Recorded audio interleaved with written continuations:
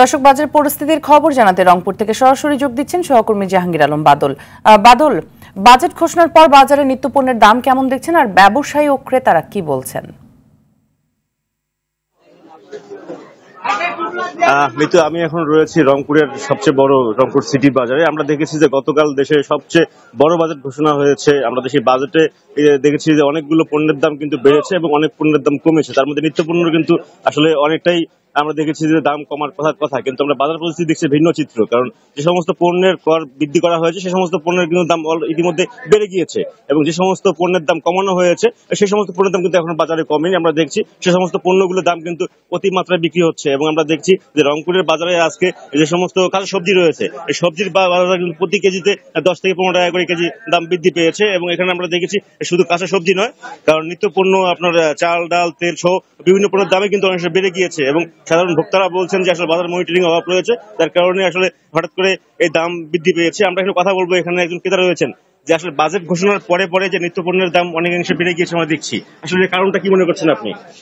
না, আসলে আমি আজকে যেটা লক্ষ্য করছি, গত দিনের তুলনায় আজকে প্রত্যেকটি কাঁচা সবজির দাম 10 টাকা 20 টাকা করে বেড়ে গেছে।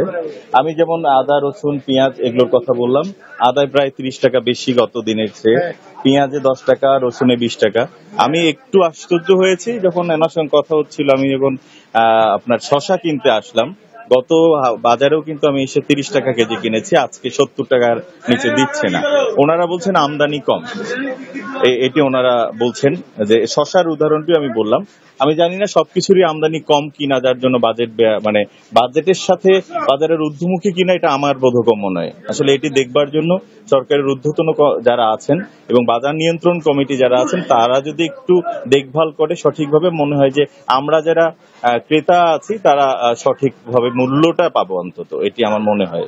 জি, ধন্যবাদ। যে শুনছিলেন যে আসলে বাজেট ঘোষণার পরে আসলে যে সমস্ত পণ্যগুলোর দাম কমার কথা সেগুলো কিন্তু এখন পর্যন্ত কমেনি, কারণ বরঞ্চ বেশি দামে বিক্রি করা হচ্ছে, এবং সাধারণ ক্রেতারা বলছেন যে আসলে বাজার মনিটরিং এর অভাব রয়েছে, যার ফলে কিন্তু বাজার নিয়ন্ত্রণ করা যাচ্ছে না।